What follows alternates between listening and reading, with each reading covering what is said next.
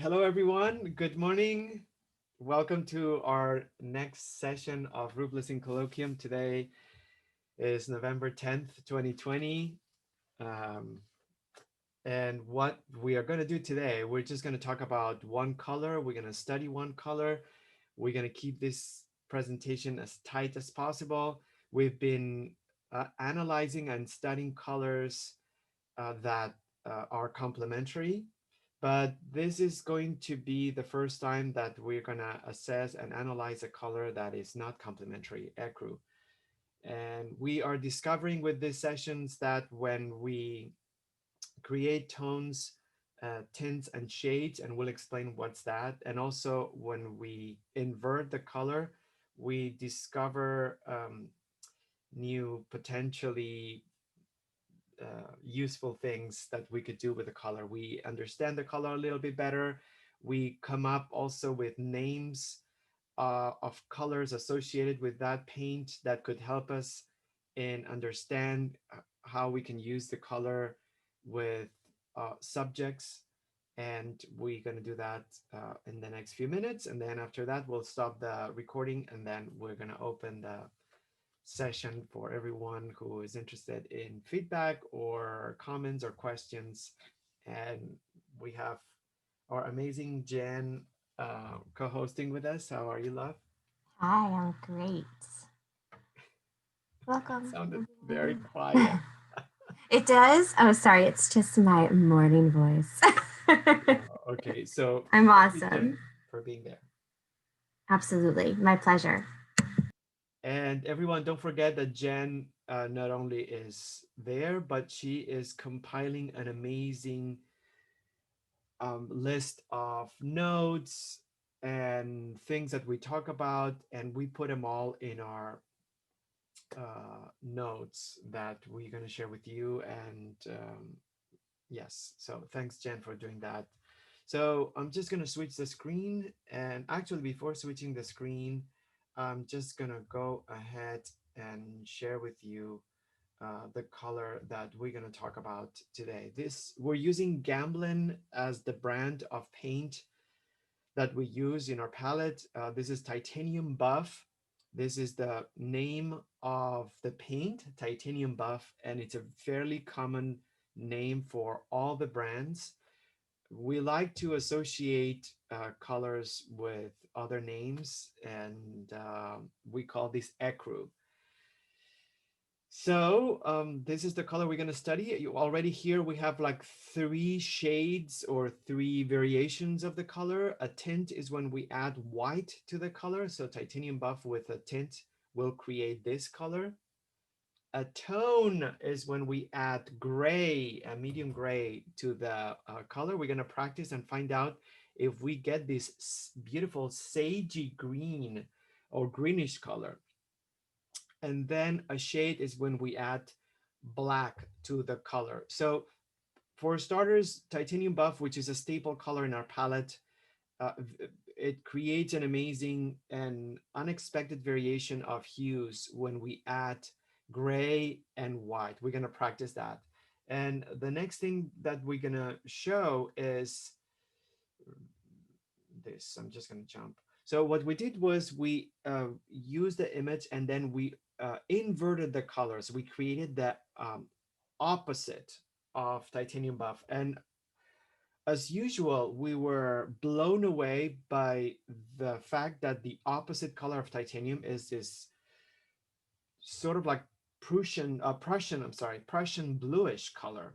It's a very um, it's less saturated than Prussian blue, but it has this Prussian blue tone.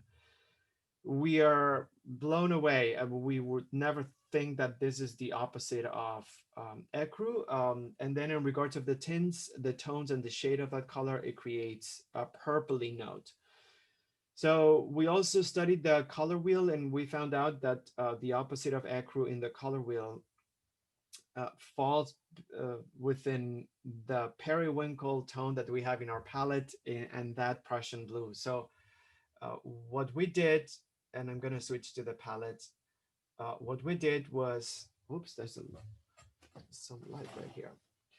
we put the ecru right here. This is the ecru paint, and then titanium white. So we're going to create a scale of tints right here.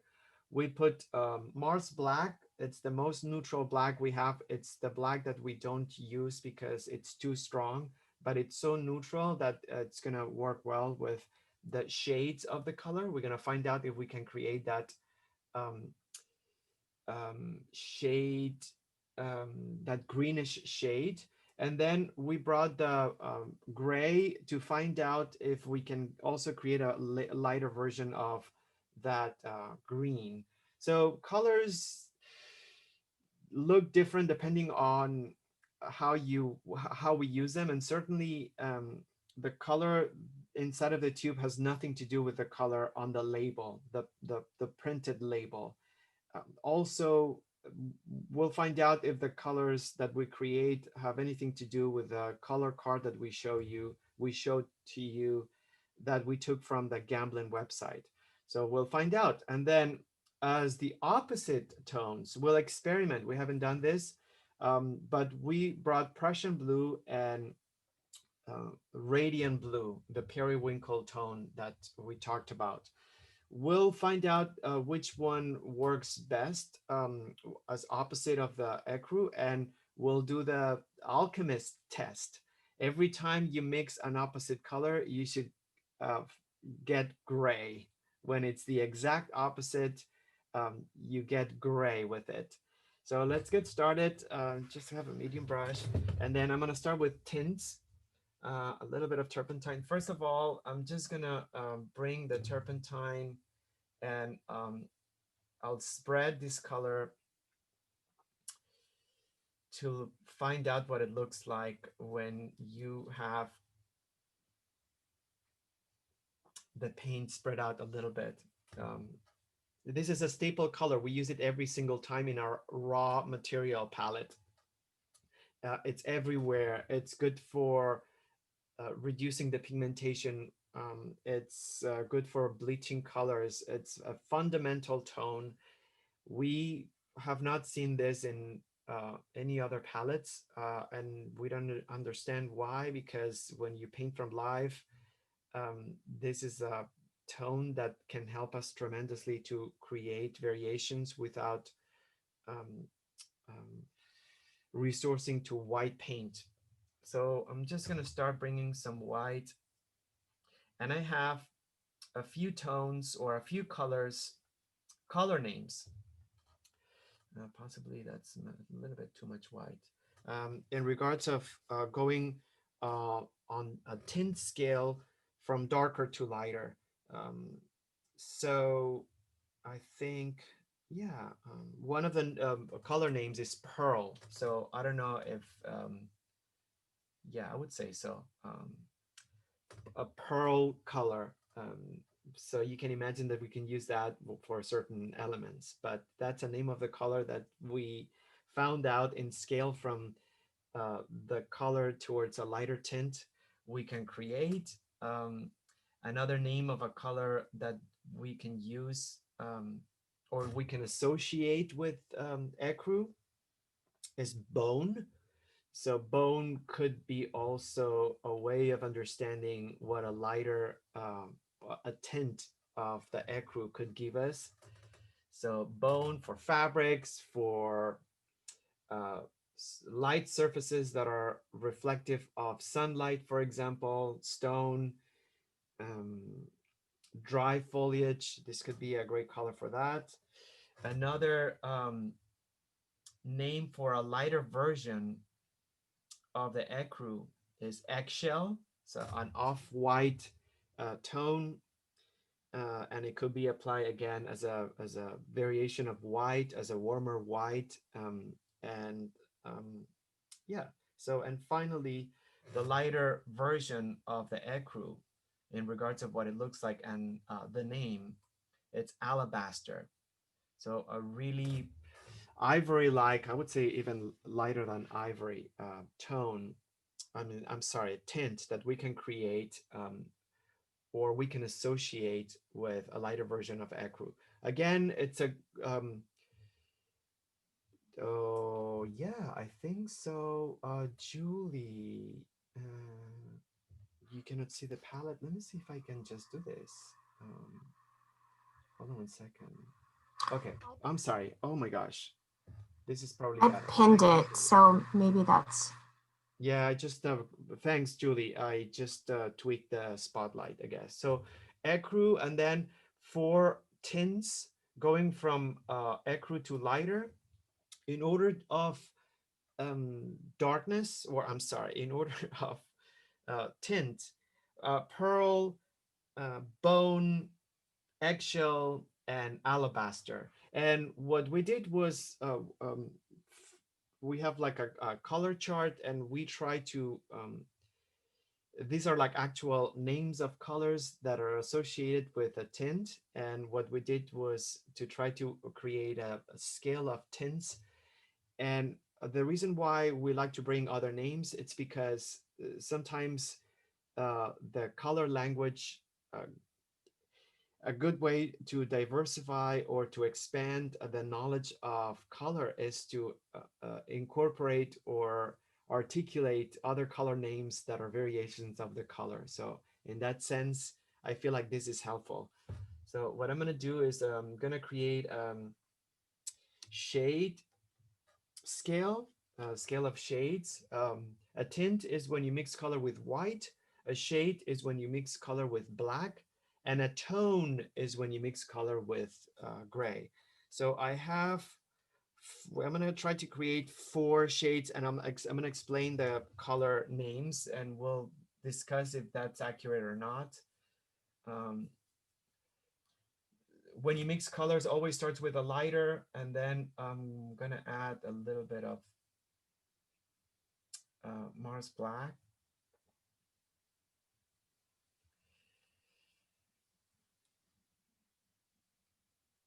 So this could be a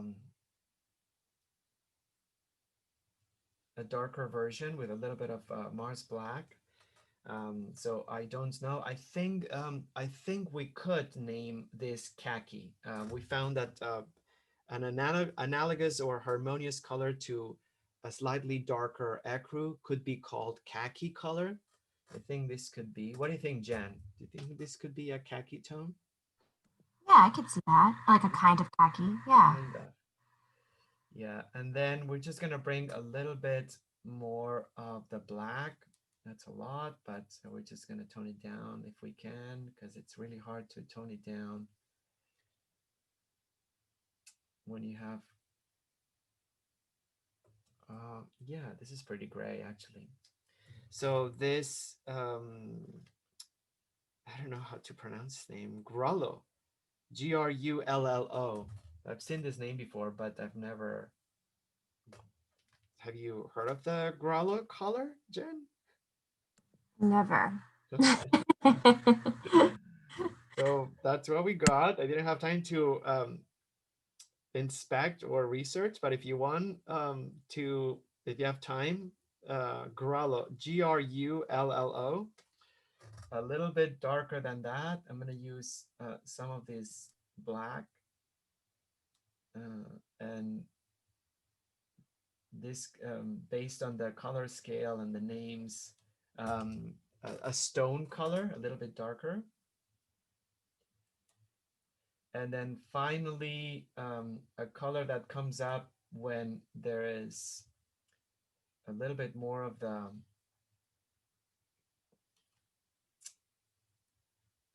Mars Black. Uh, so the name that we found out, it's like Italian leather. I think that's probably a little bit too random. So in regards of the shades, and that's why it's so important to study color, because we didn't find that this give us or gave us too much of that green sagey tone. So we did four shades. The first one, khaki, which I think it's pretty harmonious. Uh, Grallo, I don't know if that exists, but stone color, a little bit darker, and Italian leather. So perhaps we should find more generic names for the shade, but I'm just gonna, for the shades, I'm gonna go to the um, tones, And I'm gonna bring some of this with gray. And this, I just have less names. I only have um, two names, iron and Spanish gray.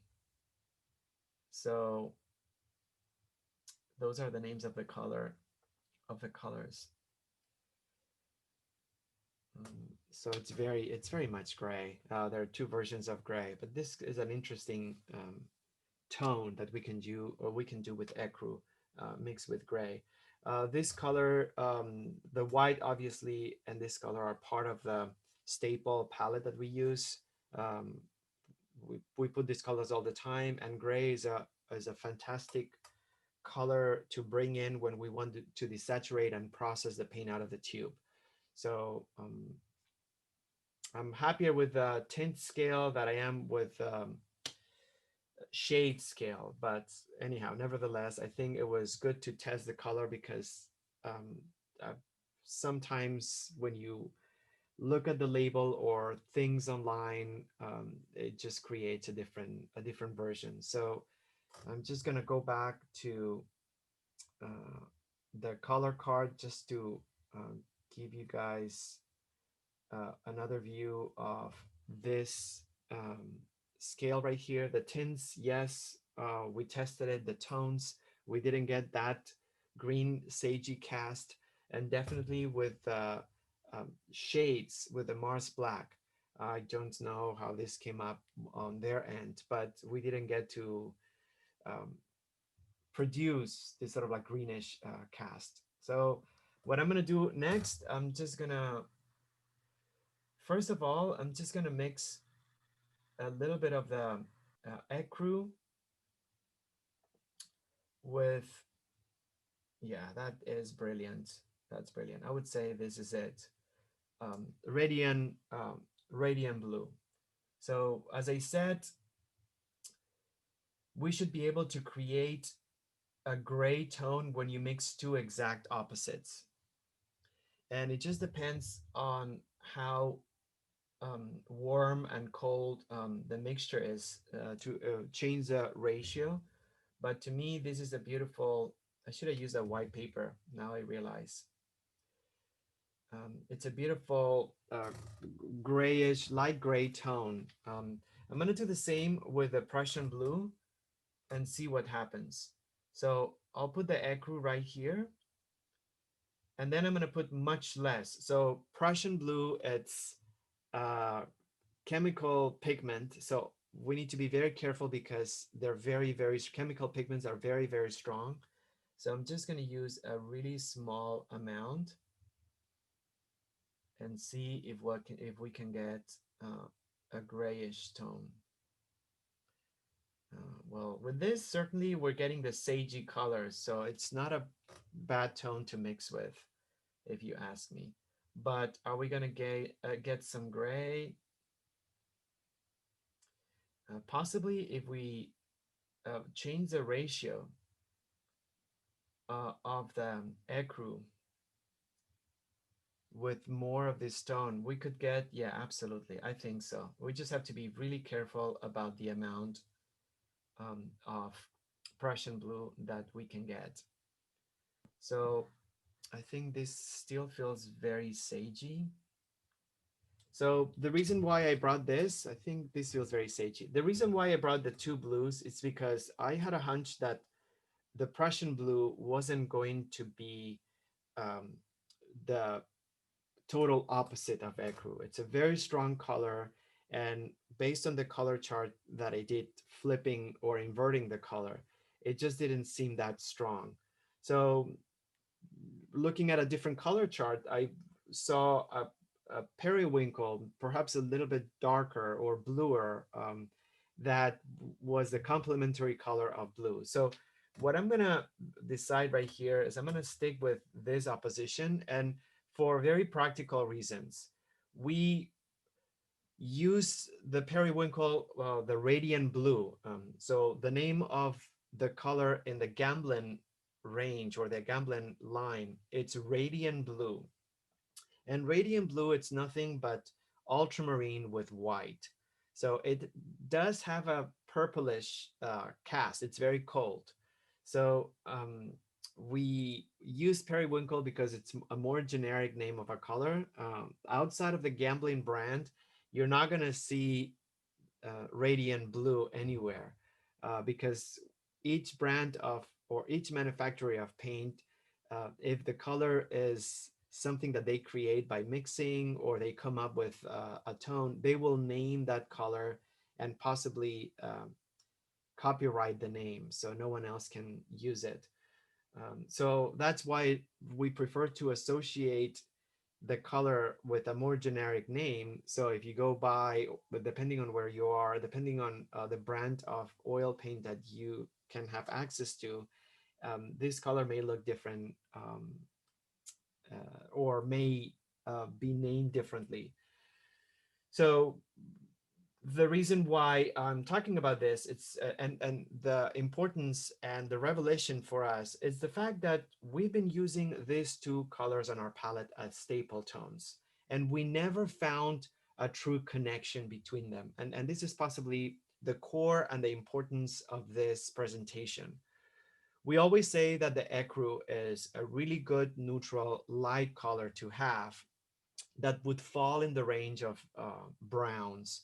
And any browns that we use are excellent colors to mix with any other color in order to desaturate them um, in a very calm way.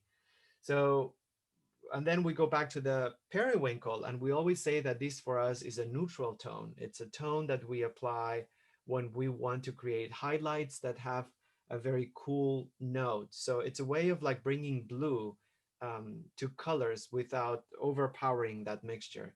So we always talk about the periwinkle and the salmon rose, the salmon pink tone, as very important in regards of like light colors.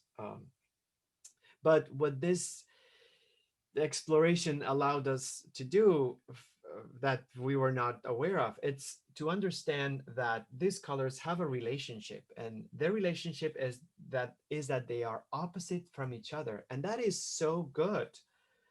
It's good to understand that because if we know that the ecru it's a fundamental color in our palette, we can always rely on its opposite, this periwinkle, in order to create tones that are much grayer in color.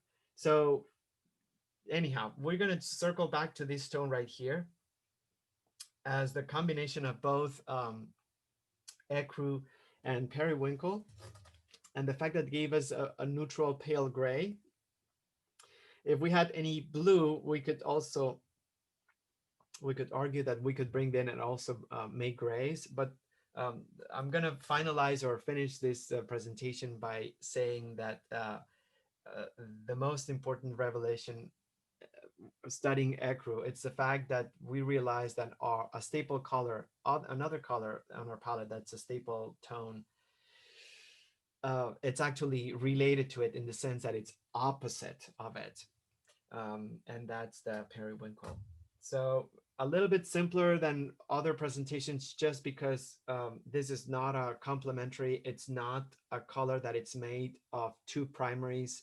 So when we've done that before, we have actually used the primary colors, and then we created another scale that was we named harmonious colors or analogous colors, in which the complementary would move from its middle point towards one primary and towards the other. But since this is only about a neutral tone, so we just did the tints, the shades, and a couple of notes. And to recap, we can get some pearl, bone, eggshell, and alabaster tints, which I think they will help me understand when I do highlights, and also try to find um, very fine variations of white or warm white. In regards of the tints, khaki, stone, and Italian leather, I think we need to find more generic names to understand what the darker version of Ecru could give us. But this could be applied to cast shadows, for example, or vignette effects, the areas with neutral tone or neutral color, I should say, in which the gray has a bit of a spectrum. And then the tone gave us very much a limited palette of some warm grays. We mentioned iron and Spanish gray. I think I'm just going to research more about more generic names. Spanish gray and Italian leather. They seem a little bit. Oh, also, I forgot. Yes, I have another two names for um, the tints. I mean, I'm sorry, the shades. One is um, black olive, a little bit darker. Um, and then finally, another one. It's a gray that's very generic. It's called Davis gray. Um, we've used it before, and it's a neutral gray that it's not as dark as Payne's gray. So we have a tube and we just have it. We don't put it in the palette, but a lot of people like Davis gray because it's an alternative to black, that it doesn't have the cold cast or the warm cast of Payne's gray or Van Dyke brown. So yeah, a couple more shades of Ecru, black olive and Davis gray. And I think this I'm happy about, the Davis gray, because it's a really generic name. You can find this color in any brand, Davis gray. And I didn't know that it was a version of black with a little bit of Ecru. So uh, it's a warmer gray, I should say. So thanks everyone. I'm just gonna stop the recording. Every Tuesday, we're gonna upload this. We're gonna send you a link so you can um, watch it again if you want to. And we'll see you next week. And now I'm stopping the recording and we're gonna open the microphone.